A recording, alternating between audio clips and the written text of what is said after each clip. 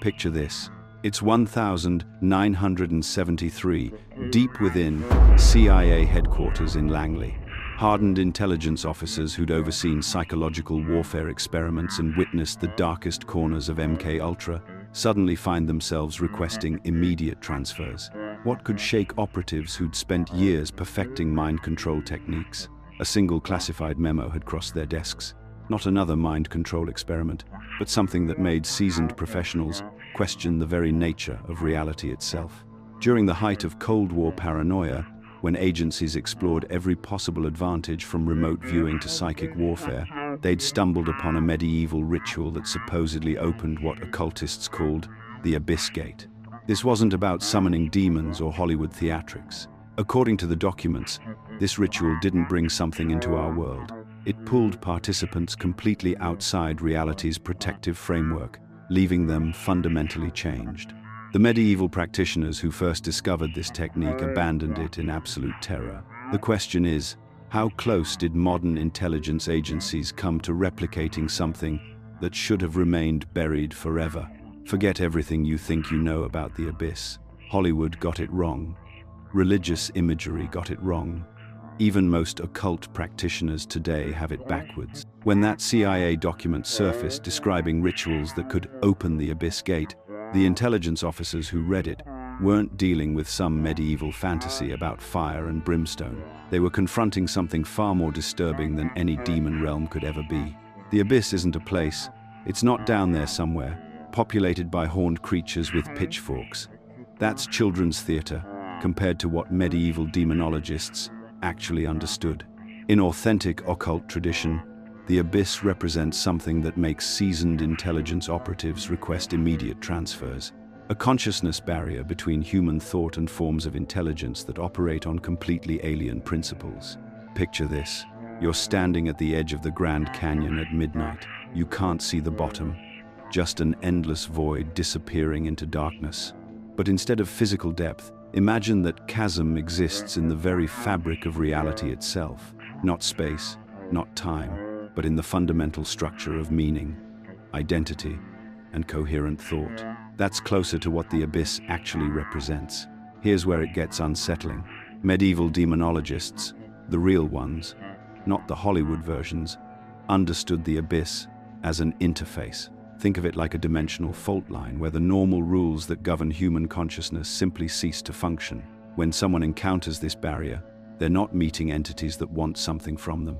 They're not facing beings motivated by anger, desire, revenge, or any emotion we could recognize. They're encountering forms of intelligence that consume identity itself.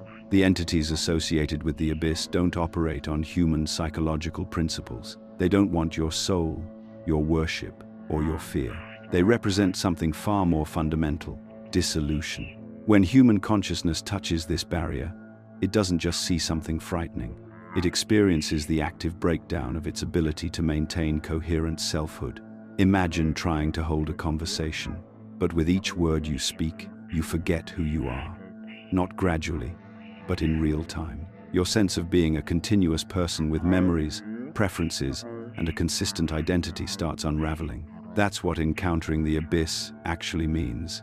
It's not about demons telling you to do evil things. It's about the temporary dissolution of the mental architecture that allows you to be you in the first place. This is precisely why it caught the CIA's attention during the Cold War. Those intelligence officers weren't interested in supernatural phenomena for entertainment. They were researching consciousness manipulation, psychological warfare, and interrogation techniques. If human identity depends on maintaining coherent consciousness, and if there existed methods to disrupt that coherence, the strategic implications were enormous.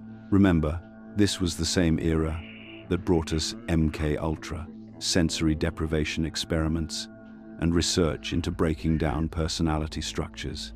The CIA was already investigating how consciousness worked and how it could be disrupted. When they encountered documentation of rituals that could supposedly interface with the abyss, they weren't thinking about summoning demons. They were considering whether these techniques might offer new approaches to psychological manipulation. The research made perfect sense within their existing programs. They'd already discovered that human identity could be destabilized through isolation, repetitive stimuli, and disruption of normal sensory input. The idea that certain ritual practices might access even deeper levels of consciousness disruption would have been strategically fascinating, not supernatural curiosity. But here's what made the Abyss research particularly dangerous. Unlike their other consciousness experiments, which required controlled laboratory conditions, these ritual techniques could potentially be applied anywhere. If someone could genuinely access states where the normal boundaries of selfhood dissolved, the applications for intelligence work were both promising and terrifying. Think about interrogation scenarios.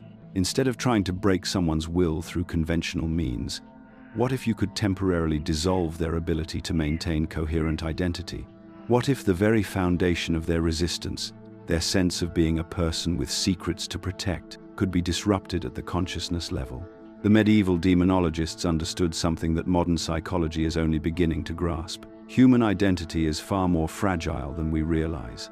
Our sense of being continuous, coherent individuals depends on maintaining certain mental structures. When those structures are disrupted, the results aren't just disorienting, they're fundamentally destabilizing to everything we consider normal human experience. This explains why the ritual described in that CIA document was so carefully guarded.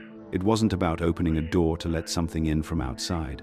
The real danger was about temporarily dissolving the mental barriers that keep human consciousness stable and contained. When those barriers break down, even briefly, the psychological consequences can be permanent. The officers who read that document understood they weren't dealing with fantasy or superstition. They were looking at techniques that could potentially access the deepest levels of human consciousness, levels where identity itself becomes malleable. For intelligence operatives trained to think strategically about human psychology, that possibility was both incredibly valuable and absolutely terrifying. Understanding what the Abyss actually represents is crucial to grasping why this research was classified at the highest levels and why grown men with decades of intelligence experience chose to walk away rather than continue investigating. Picture this: it's 1962, and CIA Director John McCone is sitting in a classified briefing room, listening to reports about Soviet experiments in what they're calling psychotronic warfare. The Russians claim they can influence human behavior at a distance, gather intelligence through remote viewing, and potentially weaponize human consciousness itself. McCone faces a terrifying question. What if they're not lying? This wasn't some fringe paranoia.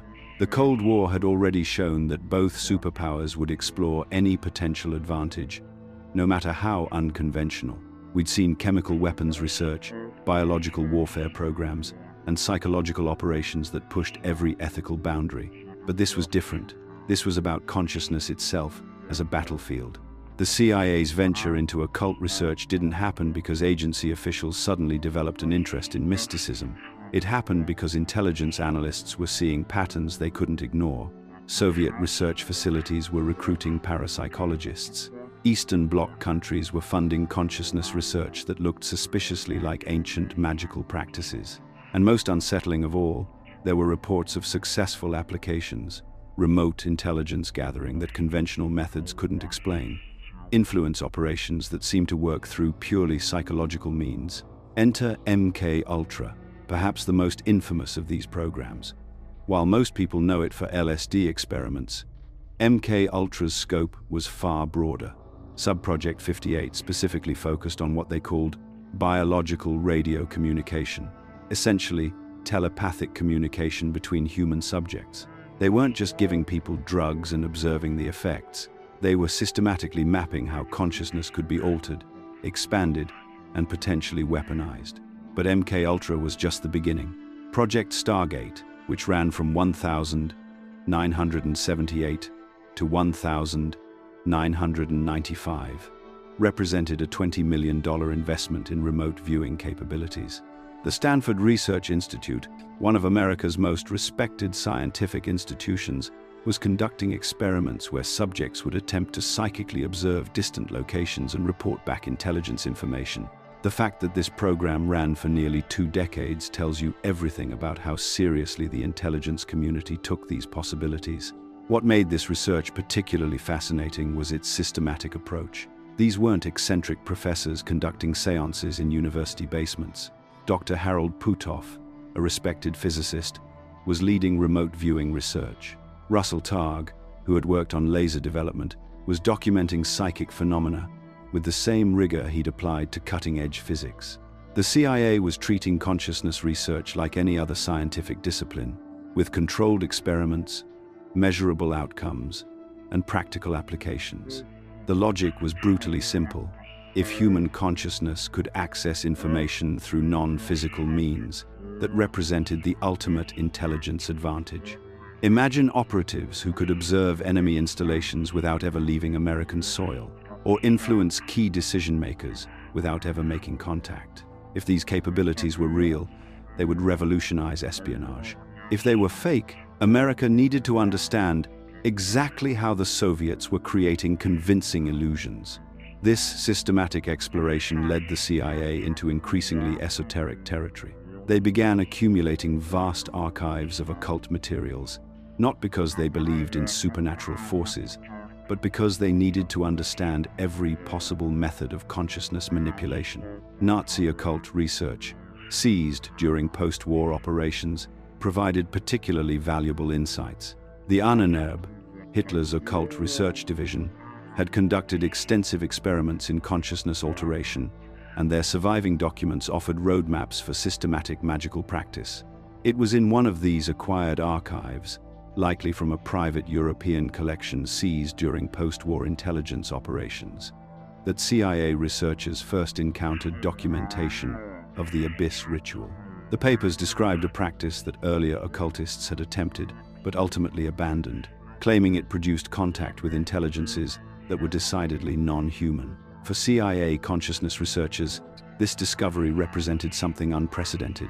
Their previous work had focused on expanding human psychic capabilities, remote viewing, telepathic communication, psychokinetic influence, but the Abyss ritual promised something far more radical: direct contact with forms of intelligence that might possess knowledge or capabilities completely beyond human understanding.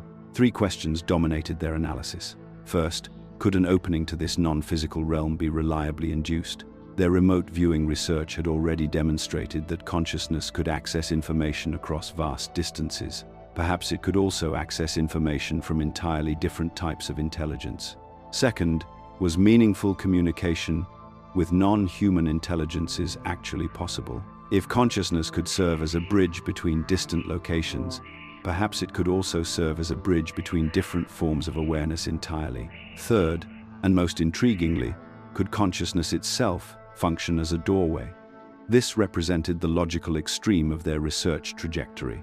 If human awareness could be expanded to access psychic information, and if it could be altered to influence distant targets, perhaps it could be pushed even further, transformed into a gateway for contact with intelligences that operated according to completely different principles.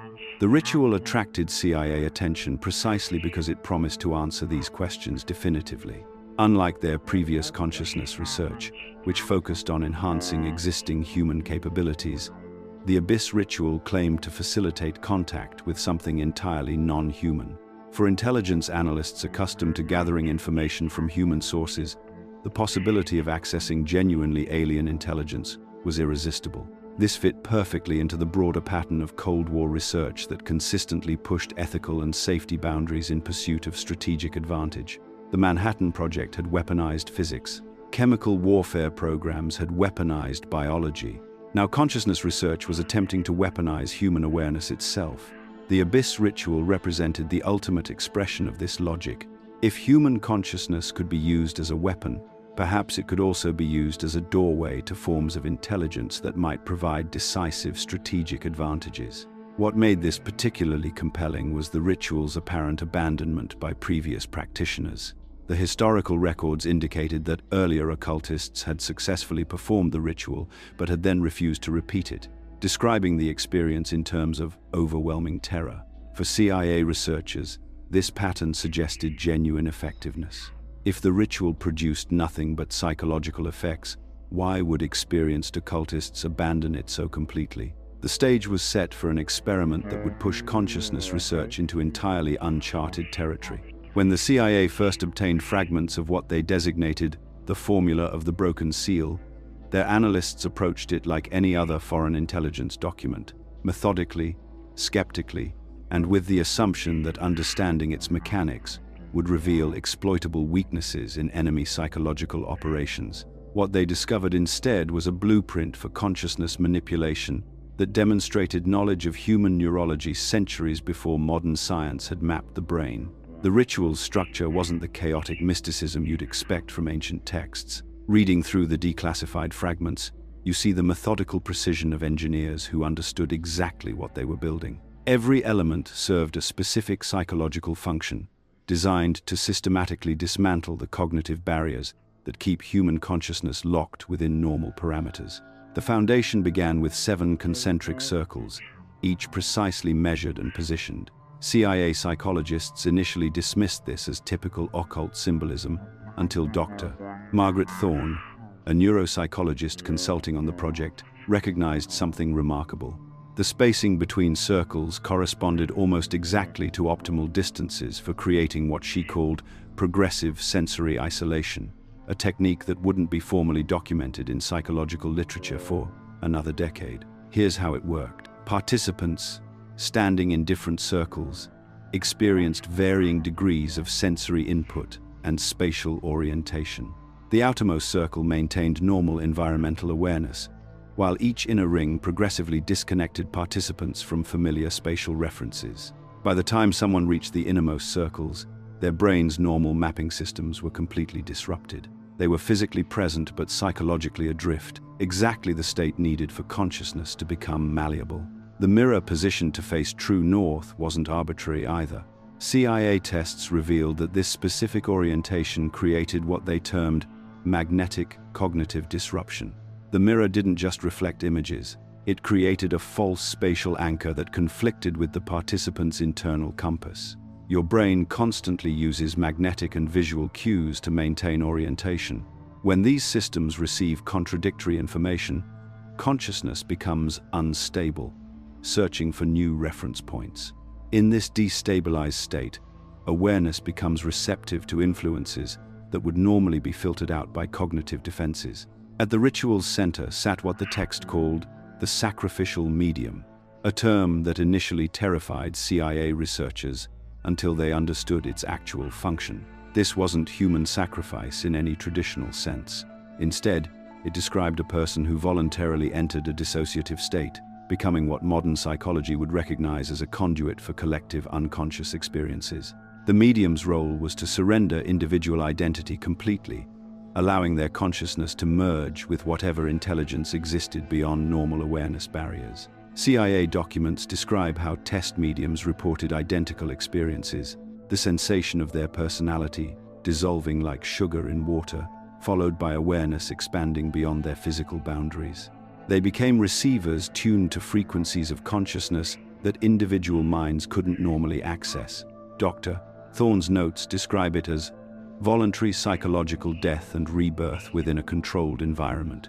The vibratory chants represented perhaps the most sophisticated element of the entire formula.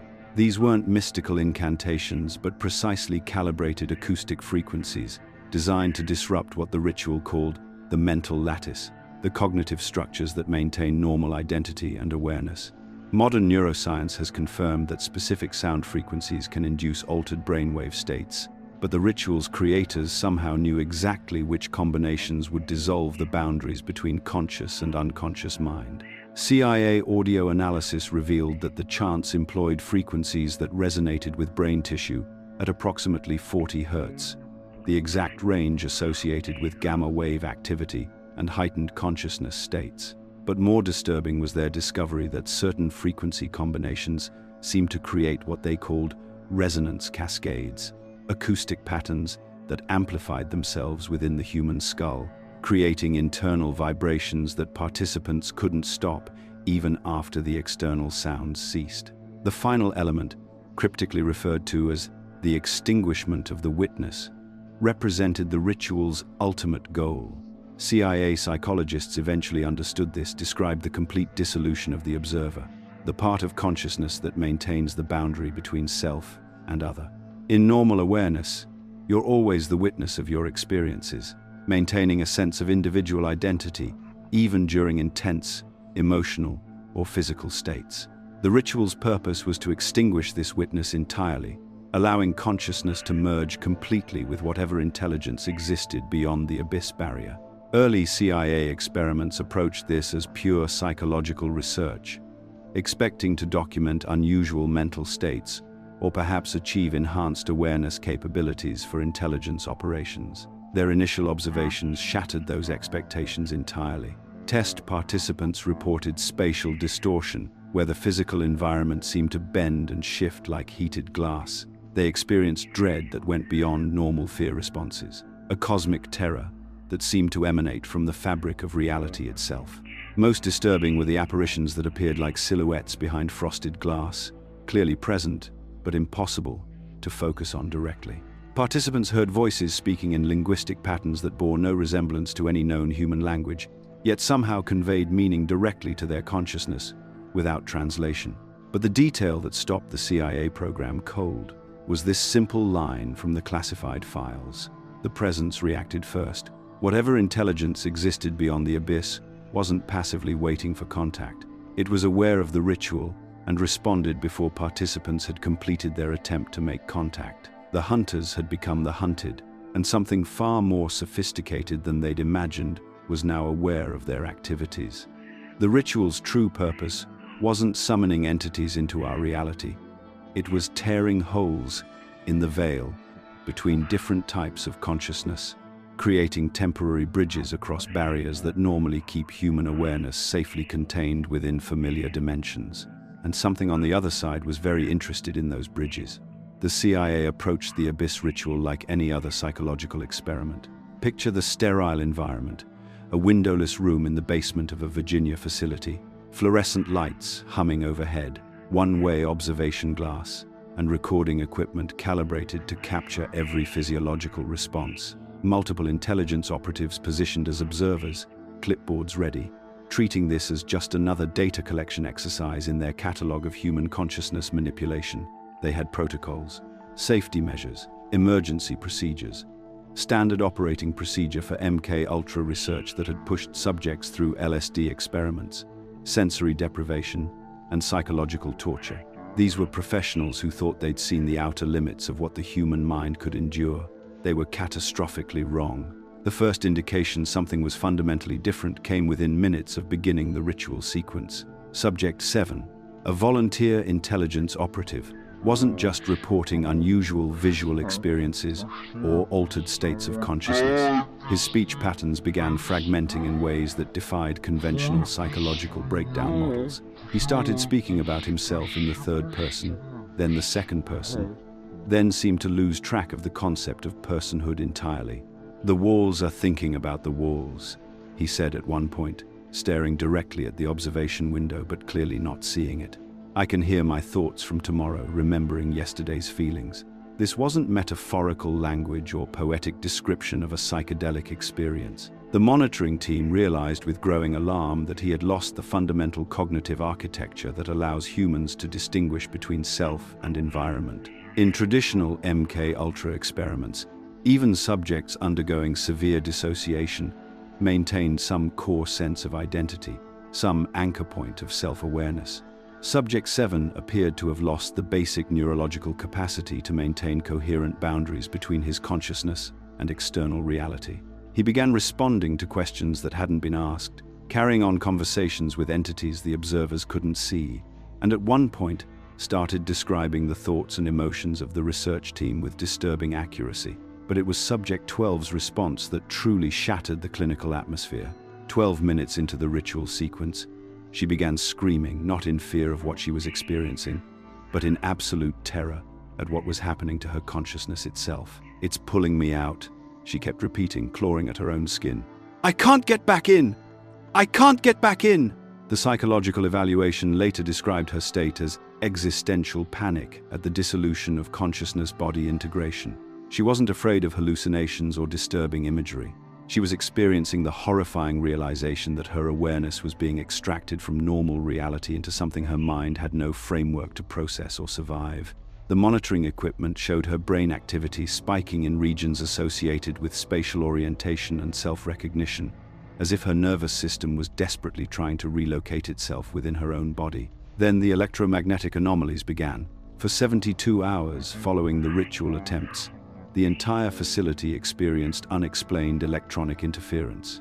Not simple power fluctuations or equipment malfunctions, systematic electromagnetic disturbances that seemed to follow patterns related to the ritual's geometric components. Recording equipment would activate spontaneously, always at 3:17 a.m., capturing empty rooms filled with what technicians described as impossible audio artifacts.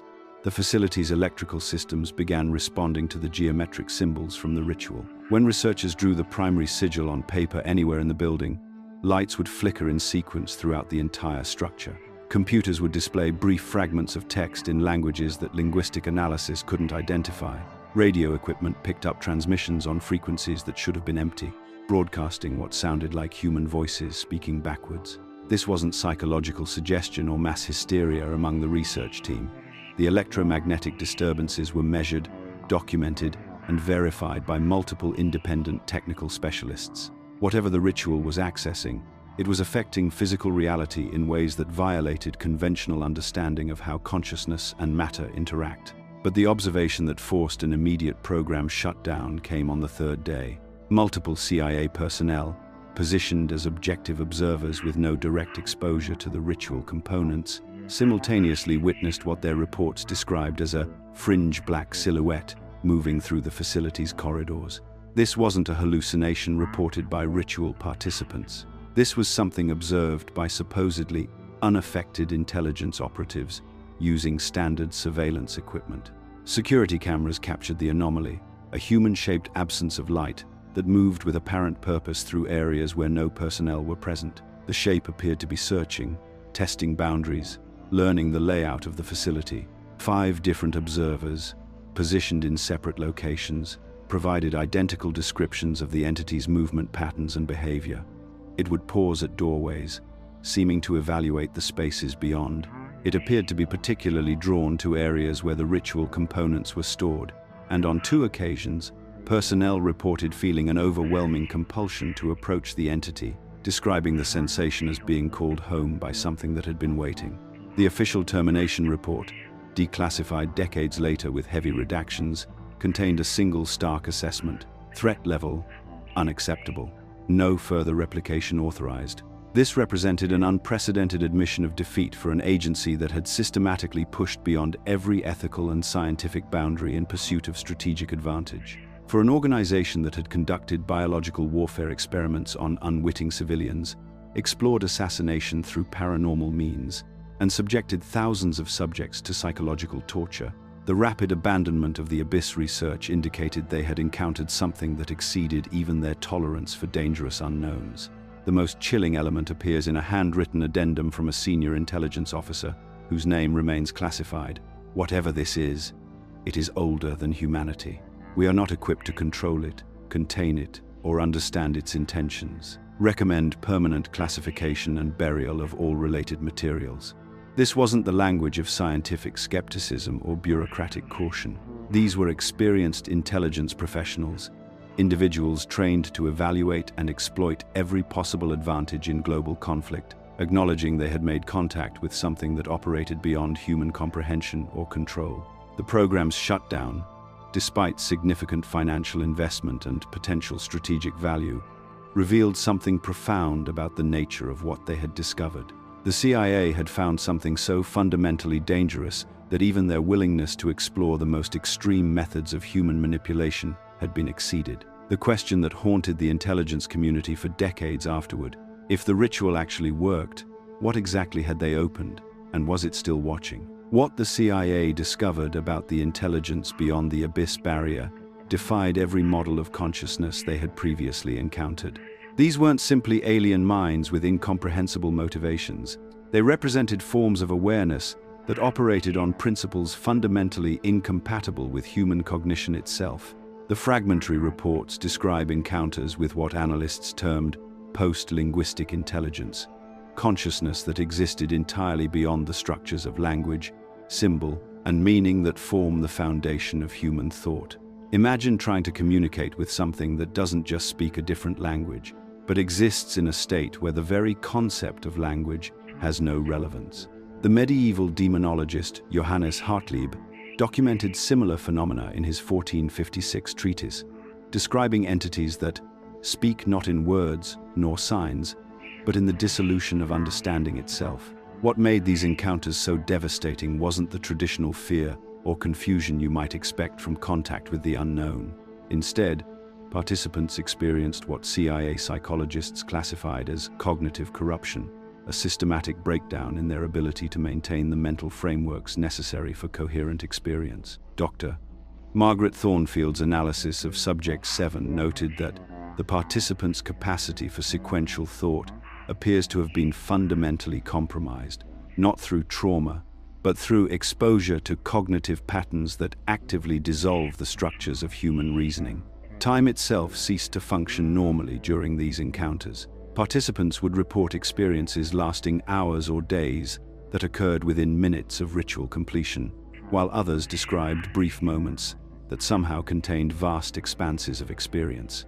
More disturbing still, their sense of individual identity would fragment and scatter. Subject 12 repeatedly insisted that, "I am not here anymore, but something else is wearing my thoughts." These effects persisted long after the ritual ended, leaving participants unable to fully reconstruct their previous sense of self. Medieval practitioners understood this danger intimately.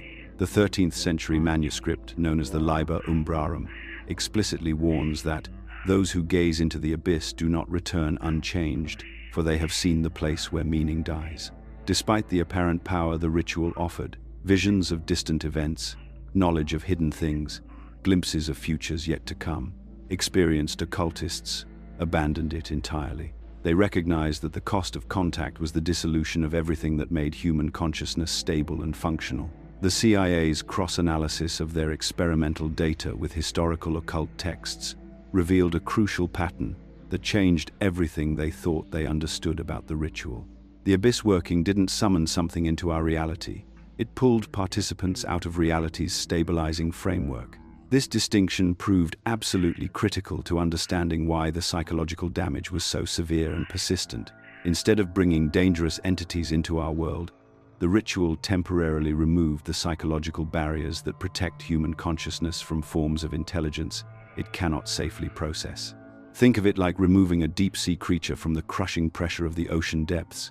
Without that protective environment, the organism simply cannot maintain its structural integrity. This explained why traditional containment protocols had failed so catastrophically.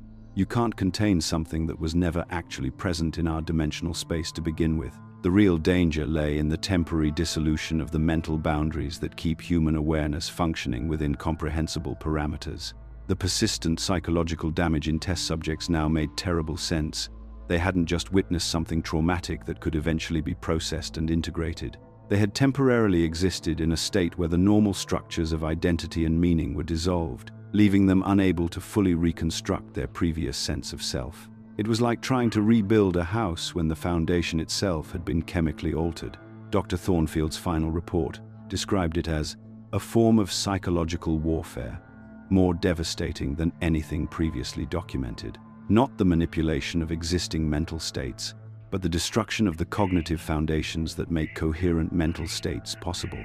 Subjects couldn't even adequately describe their experiences because the experience had occurred in a state where description itself was impossible. The implications for consciousness research were staggering. If human awareness depends on specific mental structures for stability, and those structures can be deliberately dissolved, what does this reveal about the nature of identity and reality itself? Are we simply coherent patterns of information that can be disrupted like any other system? The medieval alchemist known as Pseudo-Geber had written that the abyss reveals the terrible truth that the self is but a temporary arrangement, and what we call reality merely the dream of order imposed upon chaos.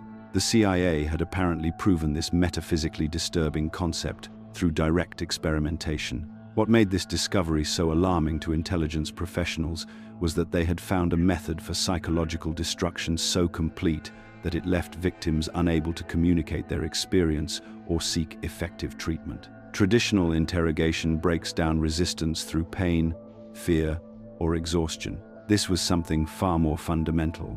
the dissolution of the very cognitive structures that make resistance, or indeed any coherent response, possible. The most chilling aspect was how clean it appeared from the outside.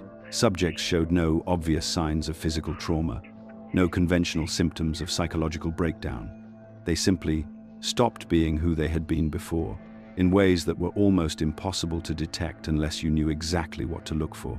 The moment the CIA realized what they had unleashed, something unprecedented happened in the intelligence community. An agency that had spent decades pushing every conceivable ethical boundary suddenly slammed on the brakes so hard it left institutional skid marks. To understand just how extraordinary this decision was, you need to appreciate the CIA's track record with morally questionable research. MKUltra ran for 20 years despite horrific human rights violations because it promised strategic advantages. They dosed unwitting subjects with LSD, conducted brutal psychological experiments, and destroyed countless lives, all in pursuit of mind control capabilities. The Church Committee later revealed programs so ethically bankrupt they shocked even hardened intelligence professionals. But the Abyss research, shut down in months, not scaled back, not transferred to another division, not hidden deeper in the black budget, completely terminated, with a classification level that made nuclear weapons protocols look casual. The documents that survived the purge carry security markings I'd never seen before. Beyond top secret, beyond compartmentalized access, beyond anything in standard intelligence classification systems. These materials were locked away using protocols typically reserved for information that could threaten national survival. Think about that. Officials who routinely handled secrets about nuclear weapons, biological warfare, and foreign intelligence operations looked at the Abyss research and decided it was too dangerous to exist. Dr. Margaret Chen, one of the few researchers willing to speak about her peripheral involvement decades later, described the atmosphere during the shutdown. It wasn't like normal project terminations where you'd get reassignment notices and debriefings. People just disappeared from the program. One day you'd have clearance. The next day, the entire floor was restricted. Security officers escorted us out like we were foreign agents. The cover-up went far beyond protecting classified research methods. Internal memos that surfaced through FOIA requests reveal officials weren't worried about foreign intelligence services stealing their techniques. They were terrified of anyone, anywhere, accidentally recreating the conditions that enabled Abyss contact. One partially redacted memo from 1,973 states, "The risk is not espionage but proliferation. This knowledge cannot be allowed to exist in any form that permits reconstruction." What makes this even more remarkable is that parallel research in other intelligence agencies reached identical conclusions. Soviet documents released after the Cold War reveal that their Institute for Problems of Information Transmission had encountered what they called cognitive hazards in consciousness research that matched CIA descriptions of Abyss phenomena. British intelligence files from the same period reference unacceptable psychological risks in their own remote viewing programs. Three major world powers, locked in ideological conflict, all independently decided that certain aspects of consciousness research posed risks that transcended national security concerns. That's not coincidence. That's recognition of a genuine threat. The few researchers who had worked on Abyss-related projects found themselves in professional limbo. They weren't just transferred to conventional intelligence work, they were quarantined. Additional secrecy agreements beyond standard classification protocols, psychological evaluations every 6 months, career tracks that kept them away from anything involving consciousness research, remote viewing, or psychological operations. Dr. James Morrison, who had been a rising star in the CIA's Technical Services Division before his involvement with consciousness research, spent the rest of his career analyzing foreign agricultural reports. A man who had been developing cutting-edge psychological techniques was relegated to counting Soviet wheat harvests. When pressed about this dramatic career shift in a 1995 interview, Morrison would only say, "Some doors, once opened, can't be closed. The smart thing is to walk away while you still can." The institutional memory of the project was deliberately fragmented like a nuclear weapons program. No single person retained complete knowledge of the ritual procedures, the psychological preparation techniques, or the full scope of observed effects. Research notes were distributed across different facilities, with access restricted to individuals who had no contact with each other. It was compartmentalization designed not to protect the research, but to ensure it could never be reconstructed. Subsequent CIA consciousness research programs operated under strict protocols that seem almost comically cautious when you don't know the context. Remote viewing projects included specific prohibitions against certain meditation techniques, particular breathing patterns, and any research involving threshold consciousness states. These weren't arbitrary restrictions. They were safeguards designed to prevent accidental replication of conditions that had led to abyss contact. The suppression extends into academic and private research contexts. Intelligence agencies maintain monitoring programs for occult research, not to recruit practitioners, but to prevent independent discovery of similar techniques. University psychology departments that venture too close to consciousness research involving altered states often find their funding mysteriously redirected or their research proposals rejected without explanation. Dr. Sarah Williams, who attempted to study extreme meditative states at Stanford in the 1980 seconds, described encountering resistance that seemed disproportionate to her relatively modest research goals. I was studying basic neurological changes during deep meditation, nothing exotic, but suddenly I'm getting visits from people who claim to be from the Department of Education, asking very specific questions about my methodology. When I mentioned certain breathing techniques I'd read about in historical texts, the entire project was shut down within a week. This represents one of the few documented cases where intelligence agencies have actively worked to prevent the development of a potentially powerful capability because the risks were deemed unacceptable. These are organizations trained to evaluate extreme risks, to accept casualties in pursuit of strategic advantages, to push boundaries that would horrify civilian oversight. When professionals with that risk tolerance conclude something poses an unacceptable threat, you have to ask what they discovered. The implications extend far beyond intelligence operations into fundamental questions about consciousness research itself. If trained professionals concluded that certain aspects of human awareness are too dangerous to explore, what does this suggest about the nature of consciousness? Are there regions of human psychological capability that we're simply not equipped to handle safely? The continued classification of these materials, decades after the Cold War ended and long past any reasonable national security justification, suggests that the perceived threat hasn't diminished with time. Current officials still believe this knowledge poses risks that outweigh any potential benefits. In an era when most Cold War secrets have been declassified or leaked, the abyss research remains locked away, protected by security measures that treat it like an active nuclear weapon. The fact that this cover-up continues today should tell us something profound about what lies hidden in those classified files, and why some doors, once opened, can never be safely closed again. What we're looking at here isn't just another story about government overreach or intelligence agencies pushing ethical boundaries. The CIA's encounter with what they termed the Abyss Gate represents something far more profound. A fundamental discovery about how human consciousness actually works and why certain boundaries exist in the first place. Think about it this way. Every day, you wake up with a coherent sense of who you are. You remember your name, recognize your reflection, maintain a continuous narrative of your life experiences. This seems natural, automatic, but the CIA's research revealed something startling. This stability depends on specific psychological barriers that actively prevent us from encountering forms of intelligence our minds simply cannot safely process. These aren't limitations in the way we typically think of them. They're protective mechanisms, like the blood-brain barrier that keeps toxins from reaching your neural tissue. Without these psychological boundaries, the coherent experience of being you would dissolve entirely. The researchers discovered that consciousness exists on a vast spectrum, and human awareness occupies just a narrow band within it. We experience this band as rich and complete, filled with thoughts, emotions, sensations, memories. But according to their findings, we're actually experiencing a heavily filtered version of reality, one that excludes forms of intelligence and awareness that would be incomprehensible to human minds. Imagine trying to run modern software on a computer from 1985. The system would crash immediately, not because the software is bad, but but because the hardware lacks the architecture to process that level of complexity. The CIA found that human consciousness works similarly when exposed to what they encountered beyond the ritual barrier.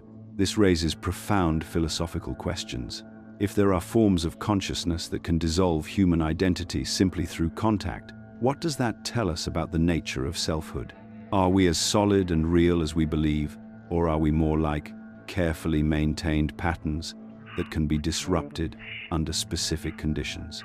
These questions connect directly to cutting-edge research in neuroscience and consciousness studies. Scientists have long puzzled over the binding problem, how the brain creates unified conscious experience from millions of separate neural processes. The CIA's findings suggest that this binding isn't just a computational achievement, but a protective one. Our brains don't just create coherent experience, they actively exclude experiences that would threaten that coherence. For anyone interested in meditation, psychological exploration, or consciousness expansion, this research offers crucial insights. The desire to transcend ordinary awareness, to experience altered states of consciousness, is deeply human. But the CIA's experience serves as a warning about the importance of respecting the boundaries that keep us psychologically stable. This doesn't mean we can't safely explore expanded states of consciousness. Traditional contemplative practices have developed sophisticated methods for expanding awareness while maintaining the integrity of identity. These approaches work gradually, allowing consciousness to adapt and integrate new experiences without overwhelming the protective structures that keep us functional. The key insight is recognizing the difference between expanding consciousness within sustainable limits and attempting to transcend those limits entirely. The researchers who encountered the abyss intelligence weren't just having mystical experiences, they were experiencing the dissolution of the very structures that make experience possible.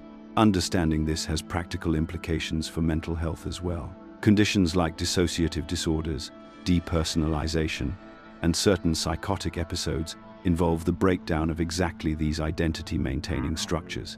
The CIA's research helps explain why these conditions are so destabilizing and why treatment focuses on rebuilding and strengthening the boundaries of coherent selfhood. What's remarkable is how this reveals both the resilience and vulnerability of human consciousness. On one hand, we're incredibly adaptable, capable of integrating new experiences, learning, growing, expanding our understanding. On the other hand, there are specific types of encounters that can overwhelm our adaptive capacity entirely. The researchers' accounts describe something that goes beyond ordinary trauma or psychological stress. They encountered forms of intelligence that operate according to completely different principles than human consciousness, principles that are fundamentally incompatible with maintaining individual identity. This helps explain why traditional cultures developed elaborate protective practices around consciousness exploration. Shamanic traditions, mystery schools, esoteric practices, they all include warnings about specific boundaries that shouldn't be crossed and methods for maintaining psychological protection during altered states. The CIA stumbled into territory that these traditions had mapped out over millennia, but without the protective knowledge that comes with that mapping. They opened a door that should have remained closed, encountered intelligence that human consciousness isn't equipped to process, and paid the price in dissolved identities and shattered minds. For modern consciousness explorers, this serves as a crucial reminder. The mind's protective boundaries aren't obstacles to overcome, they're essential features that allow us to maintain coherent experience. Working with them, rather than against them, opens up vast possibilities for growth and expanded awareness, while preserving the psychological stability that makes such growth meaningful. The Abyss Gate represents the ultimate boundary, the point beyond which human consciousness cannot venture and remain human. But understanding that this boundary exists can deepen our appreciation for the remarkable achievement of stable, coherent awareness and guide us toward methods of consciousness, expansion that enhance rather than threaten our fundamental humanity. If this exploration of consciousness and its boundaries resonated with you, let us know by commenting, "I understood it." Understanding these principles can transform how we approach our own psychological development and spiritual growth, always with respect for the protective mechanisms that keep us whole.